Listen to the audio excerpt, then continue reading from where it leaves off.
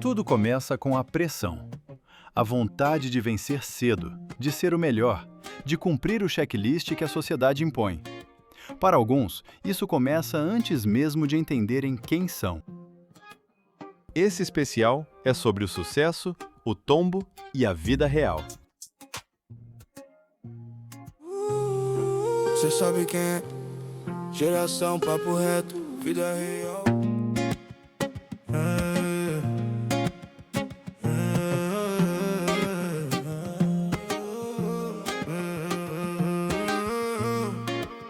Cê sabe quem é?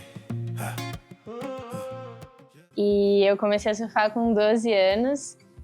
Minha família toda é surfista. E eu moro na praia desde que eu nasci aqui em Floripa, então tenho esse contato com o mar desde sempre.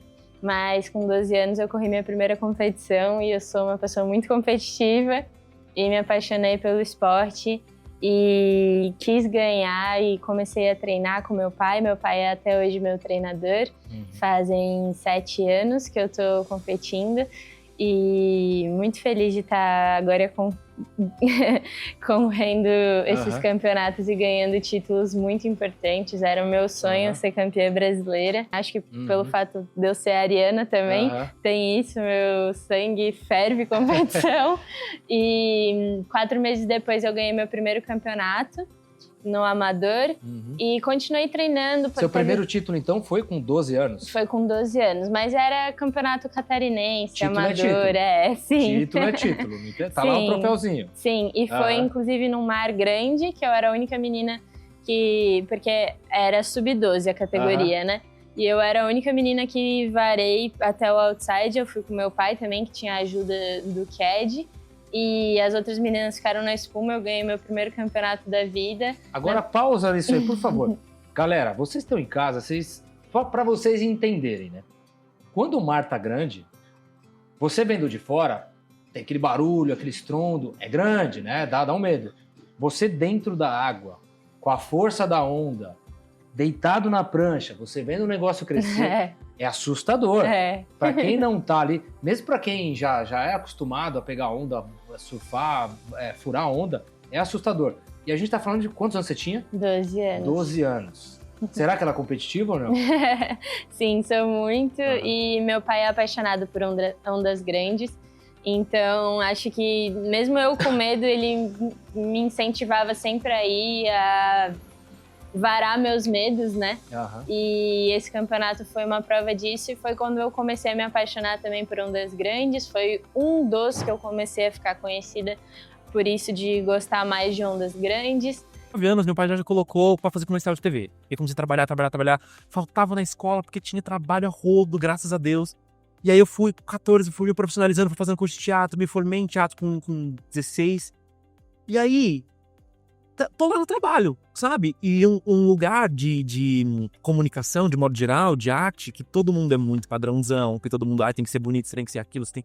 Foi melhor, né, que o outro pra passar no graça. Isso me mata, assim, é uma coisa, inclusive pra fazer teatro musical que hoje eu faço, que é uma grande paixão minha, mas assim, é a grande competição, sabe? Tipo, você tem que colocar sua perna aqui na cabeça, você tem que dar a nota mais aguda, você tem que fazer... E é sempre assim, né? Você tem. E então, você faz tudo o que esperam de você. Você estuda, passa na faculdade, consegue o emprego.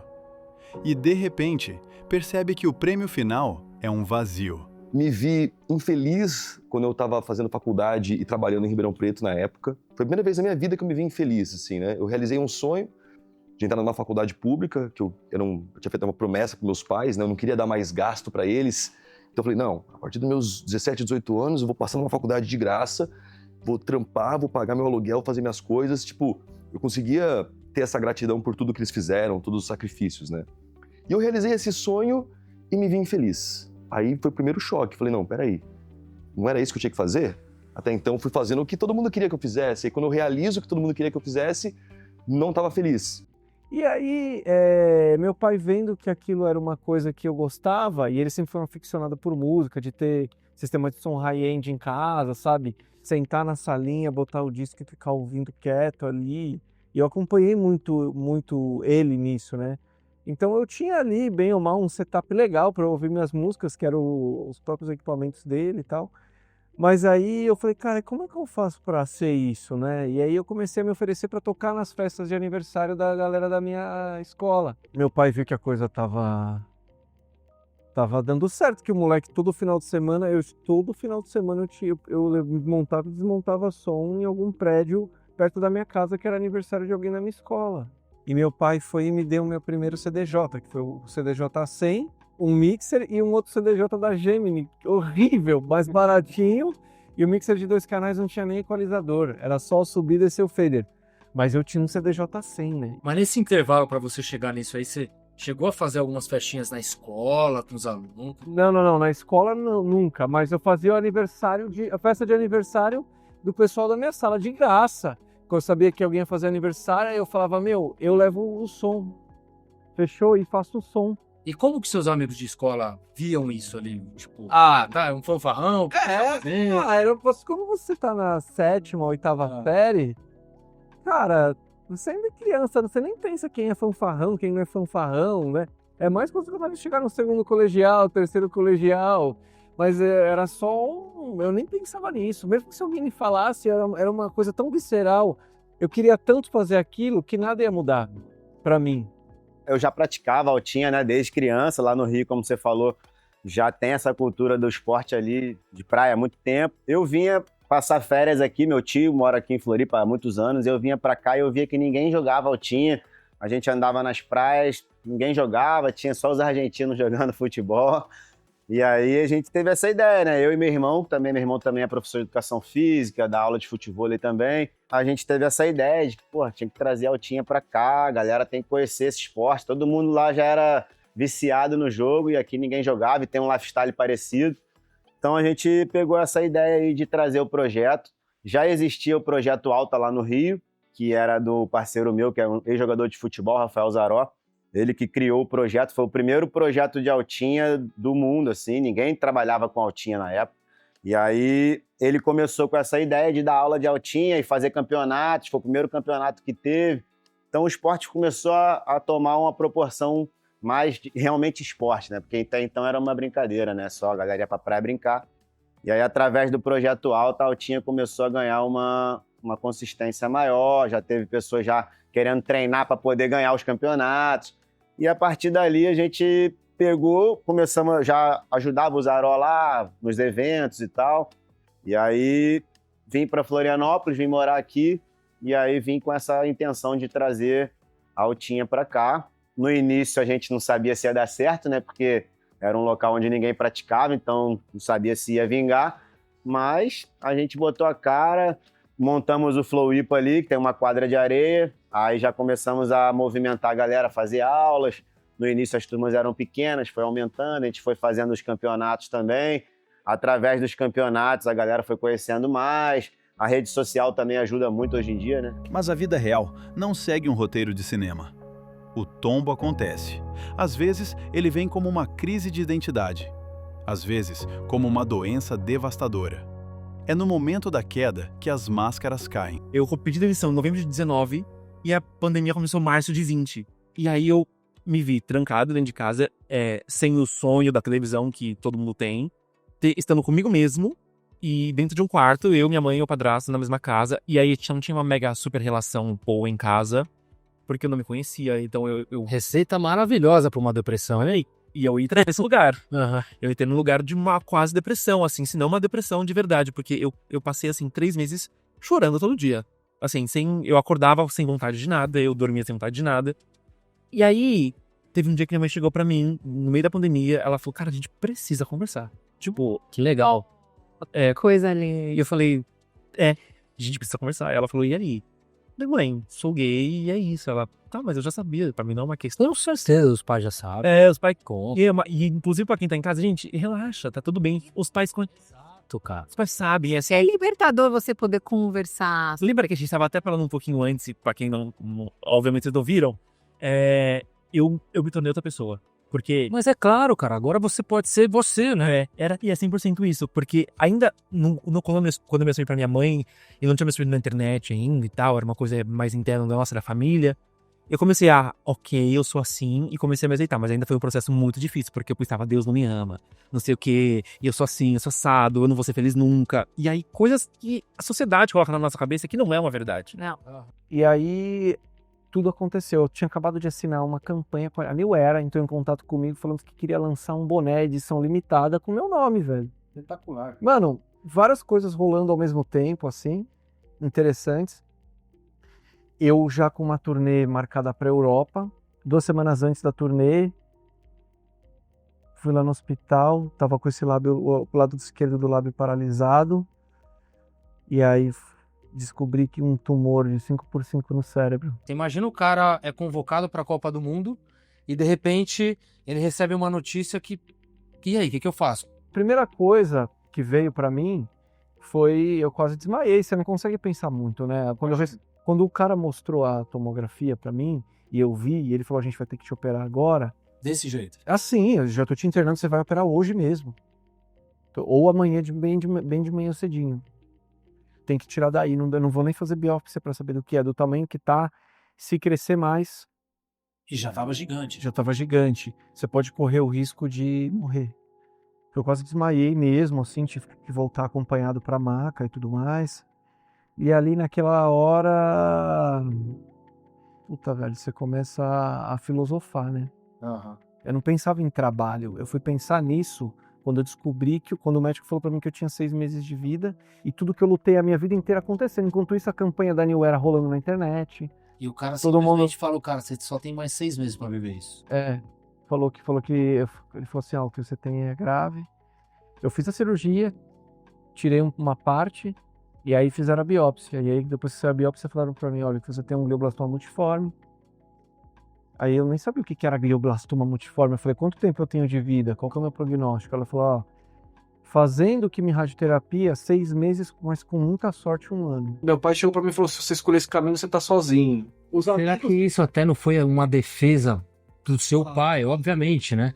Que, tipo, cara, continua o que você tá fazendo, tá errado. Porque é um contrassenso que você tava fazendo. Exatamente. Mas em nenhum momento, né, alguém chegou pra mim e falou, mas o que foi que você pesquisou? Manda pra mim que eu quero ver, que eu quero ler. Ninguém nunca nem perguntou, ninguém nunca nem se interessou. Ninguém não deixava nem eu começar a falar. Eu entendi que eu tava num momento vulnerável, que eles podiam sim, meus amigos, o tempo inteiro me visitar, por pressão dos meus pais, para tentar fazer eu mudar de ideia. Eu vi que há pessoas, amigos médicos, preparando a minha mãe, porque se já não ia dar certo com o que eles estavam me propondo, com o que eu estava fazendo para eles ia dar menos ainda. Eu falei assim, eu preciso me curar, eu prefiro me afastar do meu pai e da minha mãe agora, brigar com eles e tá vivo daqui um tempo para poder reatar isso, do que saber que daqui um tempo tá todo mundo dando tapinha nas costas do meu pai no meu velório, falando para ele sinto muito. Quando eu conto a minha história, foram as minhas escolhas, eu precisava ser rápido, eu não tinha tempo para perder. Exato. Então, ao mesmo tempo eu tinha que ser muito rebelde e agressivo em tudo que eu fazia, porque ou eu fazia e tinha um resultado rápido, ou eu ia morrer. Eu não sabia quando eu ia ter a minha próxima recidiva. E há também o tombo silencioso. Aquele que acontece dentro de casa, quando os pais perdem a autoridade e os filhos perdem o rumo. Não deixar que as hierarquias funcionem dentro da família também é algo muito complicado. Por exemplo, eu entendo como uma dificuldade para as famílias quando elas perdem o estabelecimento de quem é pai e quem é filho. Quem é mãe, quem é filho, né? Então, ser amigo dos filhos, pai e mãe não pode ser amigo dos filhos, né? Os meus amigos, eu falo do jeito que eu quero, até o quanto eles toleram. Eu viro as costas, bato a porta, falo que não quero ver, né? E quando eu quero voltar a conversar e eles querem conversar comigo, eles voltam. Mas é uma relação de iguais, de pares. E com os pais não existe, não pode haver isso, porque eu preciso ser guiada. Qualquer criança precisa ser guiada. E o interessante é que os adolescentes, eles necessitam. Então, quando a gente vê algum adolescente praticando determinadas coisas, né, ele está gritando por este limite, ele está gritando por me diz por onde eu vou. né? E às vezes o que eles ouvem é: ele é impossível, eu não consigo, ninguém lida com ele. Isso também vai criando nessa criança e neste indivíduo a crença de que ele é assim mesmo. Às vezes, a fuga é física. Ir para o outro lado do mundo para tentar preencher o buraco que ficou. E foi quando eu abandonei tudo e fui para a Ásia, né? Eu já fazia uns trabalhinhos de modelo em Ribeirão, que na época era zero glamour, é panfletagem, é promoção de festa, é promoção de loção de barbear, qualquer coisa que aparecesse a gente tinha que fazer, né? E apareceu essa oportunidade de eu estar indo para o mercado asiático. Então, existiam agências na época que faziam essa intermediação. Então, tem as agências de Floripa, de São Paulo, de Ribeirão, e tem agências que são especializadas em ter esse networking com agências de fora. Mas você já foi com esse lance de ser modelo, desse seu trabalho de modelo. Isso. É isso, já foi... Mas não que esse era o meu sonho. Eu vi uma oportunidade, eu não tinha dinheiro para fazer intercâmbio, eu não tinha dinheiro para viajar para fora. Falei, cara, isso aqui já vai ser um intercâmbio, é uma oportunidade de eu falar inglês, aprender o inglês, é uma oportunidade de eu ganhar uma grana. E deu super certo. No entanto que enganei meu pai, né? Falei que ia ficar 6 meses fora. Quando eu vi, fiquei 1 ano e 9 meses, quase 2 anos sem voltar. E já voltei falando inglês, já voltei com uma graninha muito boa pra minha idade. Tinha lá recém feito 19, 20 anos. Já paguei pra minha mãe ir pra Tailândia, tirar umas férias comigo, voltei junto com ela. E Você foi sozinho? Desculpa, você foi sozinho pra... Sozinho. Que lugar exatamente da Ásia? Fui primeiro pra Bangkok. Aí depois de Bangkok eu fiz Hong Kong, morei em Hong Kong, morei em Singapura, morei em Filipinas e voltei pra Tailândia, que era um mercado que eu tinha trabalhado bem, tinha gostado. Isso, e foi lá, sozinho, 19 anos, Sozinho, com sonho. com $400 no bolso, que é o que eu juntei, assim. E não lembro quanto de dinheiro que eu voltei, mas assim, consegui aproveitar bastante a vida e, sei lá, voltar com uns $20 mil na época. Mas nesse momento, assim, ó, vamos abrir um parênteses com isso. Porque você tinha 19 anos, cara, é muito novo. O que te moveu a isso? Porque vou pra um outro país, que não fala a minha língua, do outro lado do mundo, se apertar aqui pra quem que eu corro. Você tava certo disso da cabeça? Como que era? Cara, aí que tá. Quando você pergunta como é que a Mahamudra foi formada, né? Inclusive eu tô escrevendo um livro da história da Mahamudra, porque é algo que todo mundo me pergunta e é difícil explicar em poucas palavras. A galera acha que eu vou chegar e falar assim, pá, foi assim. Não é, cara. É toda uma construção de muitas histórias, né? Cara, então, tipo, é um chamado, né? É um chamado que assim, cara, aqui não tá legal, quais são as opções que eu tenho? Quando eu fui pro mercado de trabalho, digamos assim, fui pro mundão, comecei a ver que as pessoas não tinham disciplina, as pessoas não treinavam, as pessoas reclamavam de tudo, as pessoas não se desenvolviam, não liam, e eu comecei a ver a minha vida despontando. E você vê, né, cara, que pra você sobressair da manada, do geral, é só você ter um pouquinho de disciplina, um pouquinho de norte da sua vida, que você já sobressai do restante das pessoas. Porque a gente fala muito aqui no canal, no Geração, as pessoas estão muito perdidas, cara, não sabem pra onde vai. E essa história que você tá trazendo, eu vou fazer acontecer, vou pro outro lado do mundo e vou atrás do meu sonho. Tem um vazio, eu fiz o que meus pais queriam, ainda continuo com esse vazio. Cara, eu tive isso, eu tenho certeza que a maioria dos jovens tem isso. E você não ficou parado esperando, não ficou esperando que alguém salvasse a sua vida. Você foi de encontro, foi ao encontro, na verdade, dessa sua saída. Cara, foi uma jornada pessoal de descobrir quem eu era, o que eu queria fazer da minha vida, quais eram meus dons e talentos, quais eram meus pontos fortes, meus pontos fracos. Depois da queda, vem a reconstrução. E ela não acontece com mágica. Acontece com ferramentas reais. Respiração, disciplina, paciência e conexão humana. E hoje é o mal do século. Ansiedade, estresse, depressão. A depressão é excesso de passado. Você fica ali remoendo situações de sofrimento, coisas que já foram, já aconteceram, não tá mais ali, né, no teu aqui agora. Mas você fica ali sofrendo. E aí você entra num processo de depressão, porque você fica cultivando aquele estado negativo. Ou excesso de futuro, que é a ansiedade. Você fica querendo coisas que não é aquilo que você tem agora. Então, assim, a gente começa a treinar a sair do passado, sair do futuro e volta para o aqui agora. Volta para onde a gente está e fazer aquilo tudo da melhor maneira possível. E a meditação é uma das formas que a gente tem para te trazer de volta para esse estado de presença, para o aqui agora. Bom, eu acho que o mais simples que está com você, aonde você estiver, onde você for, é a respiração, né? A respiração Eu digo que é uma âncora. A respiração é demais. Respiração É sensacional. é tão simples que a gente esquece que é uma ferramenta poderosa, né? Então, o próprio Djokovic, João Fonseca, eles usam a respiração. A respiração, você pode, em casa, ficar prestando atenção no ar entrando pelas narinas, preenchendo seu pulmão, preenchendo a barriga, e aí depois esvaziando a barriga, o abdômen, esvaziando o pulmão, saindo, né, pelo nariz, você trazer a sua atenção para todo o percurso que essa respiração te traz, fazer umas 5 respirações conscientes, a gente chama de respiração consciente, porque você está ali prestando atenção única e exclusivamente na sua respiração. Você já muda completamente o seu estado mental. Qualquer preocupação, qualquer ansiedade que possa gerar, faz isso por 2 minutos que seja, 1 minuto que seja, se você não tiver 2, e você vai ver a diferença. Não tem como não ver a diferença imediata do seu estado emocional, do seu estado mental. Então, eu tenho uma sobrinha que me liga e fala assim, tia Si, eu preciso fazer yoga porque eu tô com ansiedade. Daí eu falo, claro, na hora, eu deixo tudo que eu tô fazendo e eu vou lá, ou a gente combina um final de semana.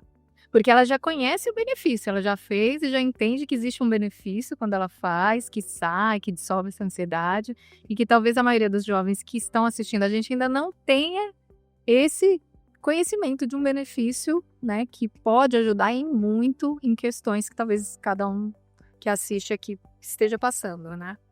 Exatamente. E eu acho que também os pais devem estimular muito.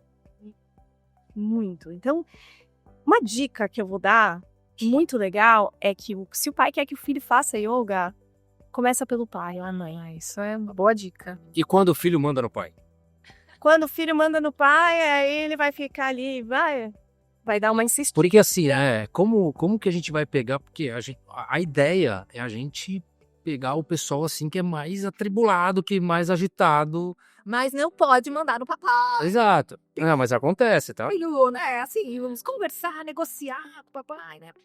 Essa pessoinha agitada, né? Como que a gente faz ele sentar ali no tapetinho dele, começar a fazer umas posições, puxar a perna, fazer puxar pra trás, porque eu fiz algumas vezes. Eu sou muito duro pra fazer isso. Mas eu sei que traz muitos benefícios. E, de repente, a pessoa vai começar a fazer na primeira dificuldade, que é o que hoje o jovem lá em casa, a primeira dificuldade pula fora. Ah, não é pra mim. Não é pra mim, não é isso. Não vai acontecer, né? É a mesma coisa no videogame. Eu tenho que passar a primeira fase, né, amigão? Tem que passar a primeira fase pra salvar o Messi. Não sei nem se tem Messi que salva, né? Na época do Atari eu tô ainda. Os jogos se modernos. Exatamente. Mas como que a gente vai pegar essa pessoa assim, tá, e aí, vamos encosta no tapetinho aí, vamos fazer umas posições aí que isso vai te trazer um monte de benefício. Como é que a gente faz isso daí? Qual a abordagem? Qual a abordagem? Estímulo, troca. O jovem, a criança ou até o adolescente, dependendo do adolescente, se ele for um adolescente um pouco mais infantil, se você fizer uma troca com ele, então você não precisa, por exemplo, o que eu dou de dicas para os pais. O pai chegar para mim e falar, mãe, eu quero muito que meu filho faça, porque ele precisa. Mas se eu falar que é yoga, aí eu fala que é uma aula de alongamento. Belinha, então me fala um pouquinho de você, senhorita. Escola, do jiu-jitsu, do kumon, fala aí um pouquinho que a gente quer ouvir. Na academia eu faço jiu-jitsu, sou faixa cinza preta. Faixa cinza e preta? Que mais? No kumon eu faço português, inglês e matemática. E você acha importante fazer tudo isso? O que você acha? Pra sua idade, assim, de 20 e poucos anos, você acha importante fazer tudo isso? Sim, pra ficar inteligente. E o jiu-jitsu é pra quê? Pra me defender. Defender? Você acha que é importante essa defesa pessoal? Sim. E aí, Paula, o que você acha? Tá na escola? Tô. É porque é sempre bom a gente estudar, né? Eu tô numa escola que fala inglês. A escola fala inglês? Como que a escola fala inglês? Em que a escola fala? Não, Renato. Ele não sabe de nada, né, velhinha? A escola dela ensina também inglês. Ela fala inglês e português lá, é isso? minha cabeça, viu, Belinha? Às vezes eu fico meio atordoado. E tá, e me fala aí, pros seus amigos, como que é a relação com seus amiguinhos lá na escola? É legal? Sim. Só sim? Assim? Fala aí, o que vocês fazem lá? A gente brinca, a gente estuda, a gente brinca nas atividades, a gente planta. Olha, você planta lá também. E planta em inglês ou em português? Eu só planto na ciência. Ah, então é na matéria de ciência. E lá vocês conversam também em inglês? Sim. Tem uma aula de português e outra é de inglês. E você acha importante aprender inglês? Sim. Todo mundo tem que comer vegetais, ir pra escola, estudar. E brincar também, né? E o esporte, né? Esporte tem que fazer esporte pra sempre ficar forte e saudável. A educação financeira, ela contextualiza alguns conceitos de matemática que para os adolescentes ainda é muito abstrato. Mas muitos deles já têm algum tipo de renda, ou por mesada, ou eles mesmos vão atrás de algumas coisas que acabam gerando dinheiro para eles. Então, a educação financeira é um tema que interessa muito, porque eles querem empreender, eles querem ganhar dinheiro, querem gastar pouco, então é um negócio que vale bem a pena, eles gostam muito. Para dar suporte para essa criançada, para essa garotada que está com a gente na escola, a gente precisa ouvi-los. E aí, ouvi-los implica em tomada de decisões, e aí a tomada de decisões é sempre em conjunto. Se é um assunto pedagógico, a gente vai entrar em contato com a família e discutir a questão, o aluno vai mal em matemática, não gosta de inglês, a gente consegue traçar estratégias, e às vezes são alguns assuntos mais complexos, mais profundos, que o adolescente traz para dentro da escola. Por que ouvir o adolescente é importante? Porque conscientemente ele pode não saber o que ele quer, mas através de como ele consegue se expressar, os adultos que estão em volta conseguem identificar mais ou menos potenciais desafios aí, potenciais questões que estão atrapalhando qualquer área do desenvolvimento desse adolescente. Eu acho que a gente estava em momentos de mundo muito diferentes. Eu acho que a minha ansiedade, ela estava ali, mas ela tinha um timing diferente, né? Eu entendia que o mundo, vamos assim, hoje olhando para trás, era um mundo mais devagar. Né? Um mundo que tinha processos mais lentos, que são esses que a gente falou, por exemplo. Né? Então, eu não esperava no dia seguinte, mas talvez eu esperasse depois de um mês ter uma resposta e enfim, coisas assim. Mas essa ansiedade passa por todo mundo, cara, e a gente tem que ter paciência, tem que ter cabeça para esperar mesmo, esperar o seu momento. E eu acho que se a gente tem foco, se a gente segura, chega. O limite é um ato de amor. Acho que é importante mostrar-se genuíno, né, para os filhos e até entender, olha, sim, em alguns momentos eu falhei, mas a gente pode consertar, né? Vamos tentar consertar. Acho que é fazer uma retomada. Né? E se colocar nessa vulnerabilidade. Se colocar, dizer, né? Porque não. Se tá no pai e na mãe, levantar o bracinho e falar, eu errei. Sim. Que é difícil, às vezes, o ego, né? O lance egóico não deixa a pessoa falar uma coisa tão simples, né? Se os pais não tomam essa rédea, né, vai ficar bastante complicado, e aí a gente vai ter adolescentes que acham que são eles que podem fazer as escolhas da vida dele. E não, algumas ele pode, outras não. No final das contas, o sucesso não é sobre não cair. É sobre quem você se torna depois que levanta. É sobre encontrar a sua tribo, cuidar do seu corpo e entender que a vida real acontece na conexão com o outro. Ninguém joga contra ninguém, esse é um diferencial da Altinha. A gente é um esporte cooperativo, a gente entra ali com a nossa equipe para se apresentar e tentar fazer uma apresentação o melhor possível, com mais ataques, com mais manobras, a mais impressionante possível. E não pode deixar a bola cair no chão, né? Então, quanto mais bola cair no chão, sua nota vai caindo junto. É mais ou menos isso. Na prática, juntou 4 amigos, por exemplo, mas pode ser 2. Sim. Juntou 4 amigos, que é o ideal. Bola pro alto, sem deixar bater no chão. É isso. É isso. Essa resumindo, é isso. E assim, como você vai evoluindo no jogo, só controlar a bola já começa a ficar fácil demais. A gente começa a mandar uma bicicleta, um shark attack, uns ataques mais fortes, que deixa o jogo mais dinâmico também, né? E mais legal de assistir. Sabe o que é legal, cara? Que eu tenho percebido muito aqui em Floripa? A Altinha é um esporte muito democrático. Sim. Tem criança jogando, tem idoso jogando, tem homem e tem mulher. É. Que a gente fala de futebol, alguma coisa. É muito. Ainda tem o processo de esporte muito masculino, mas tem muita menina, muita mulher jogando altinha, né? Sim. O que acontece, Renato, é que a altinha é um esporte que a parte física não faz tanta diferença. A técnica é que manda, entendeu? Então, tem crianças que jogam melhor do que adultos, tem mulheres que jogam melhor do que homens, enfim. No futebol, por exemplo, a parte física conta muito. Então, por mais que você seja um cara habilidoso, se vier um grandão lá, não vai deixar você passar, não adianta. Exato. Agora, na alta, não. Com a qualidade ali, você vai mostrar, não importa se é gordinho, se é baixinho, se é magrinho. Cara, não existe só uma forma de você cuidar da sua saúde. Você é um ser muito mais complexo do que simplesmente você olharem para você, saber seu peso, sua idade, sua altura e te dar um remédio com a dosagem que no livro está escrito que é isso, sabe? Então, existem várias formas de você tratar a sua saúde. Então você começa a abrir campo para outras coisas que vão mudar o ser, não o corpo. O conjunto inteiro, né? O conjunto da obra. Integral. Entendeu? Integral. Aí você começa a realmente mudar a sua vida.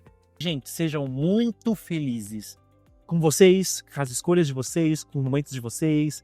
Façam o que vocês sentirem vontade, com ordem e decência também. Não me vá bater numa senhora no metrô. Pelo amor de Deus, se toca. Mas vamos fazer, sejam felizes, tá? Sigam o coração de vocês, o que vocês pensam. Não se baseiem na opinião dos outros, da família, de amigos, de nada. Vocês sabem a verdade de vocês. Isso é muito importante. Se você se identificou com essas histórias, saiba que você não está sozinho. O tombo faz parte. O que importa é continuar respirando, continuar buscando e continuar vivendo a vida real.